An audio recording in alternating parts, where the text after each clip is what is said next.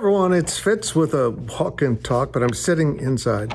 I forgot my microphone. First game out, I had a turnover, but the team played extremely well. Kansas State wins. I don't even know the final score. 45-0 against a pretty good SEMO team, but K-State came out from the very start, and defensively they just manhandled that SEMO offense. They just shut them down.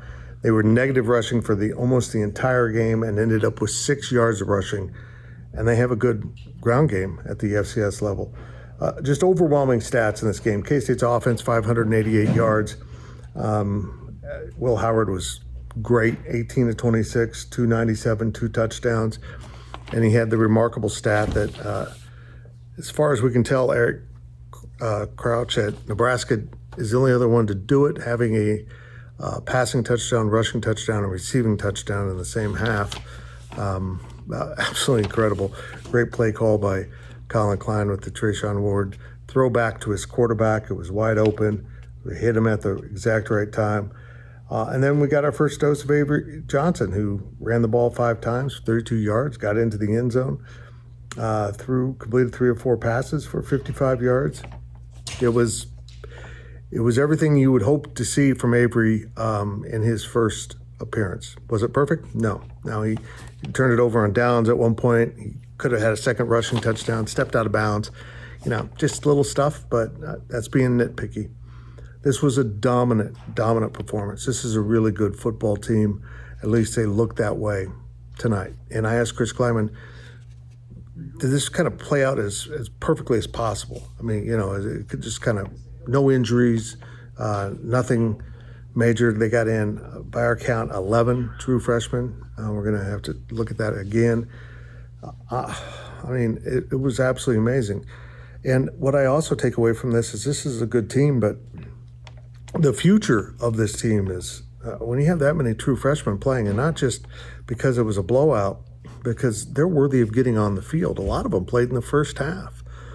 That's just remarkable. That's such a great opportunity for all of them, and just shows where the program's at. Now, it will be interesting to see how Coach Kleiman handles that over the course of the season with redshirting. They can play 4 games during the regular season and not have it count towards a full season of eligibility.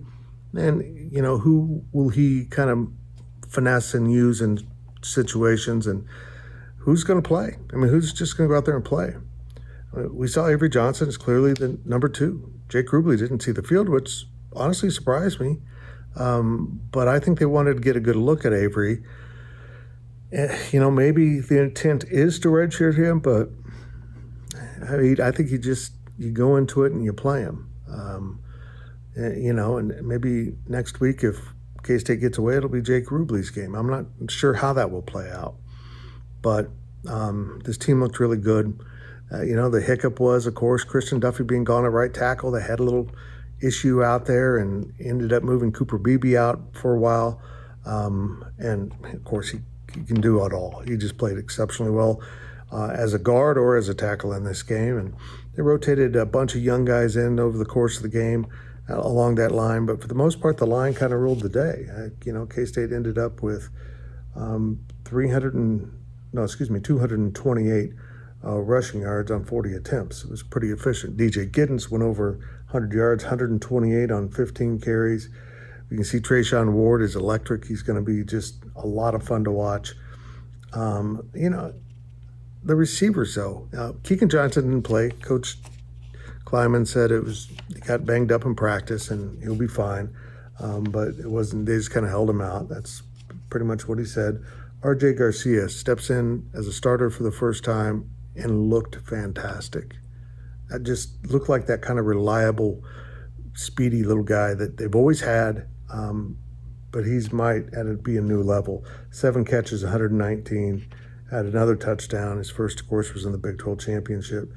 Jaden Jackson stepped in for Keegan Johnson and had a 33-yard touchdown pass on K-State's first drive. So we hadn't heard much about Jaden this preseason, but there he was on the starting lineup and making a big play. This was a nice effort. This was a game where K-State needed to do exactly what they did. Cut it out, get up on top, get away by halftime, and be able to rotate in a bunch of players, whether they're freshmen or other players. They played a ton of guys, which will help them down the line if those guys are called upon to come in for injuries or anything else that goes on to the season. 1-0 in 2023, a very good Troy team from the Sun Belt comes in next week right here at the Bill. Let's hope it's not as hot because that is a day game. And we'll be here covering it. Thanks for following along at GoPowercat. Make sure you're subscribing to this YouTube channel. Make sure you subscribe to GoPowercat. 50% off right now. And that's it for this sit and chat.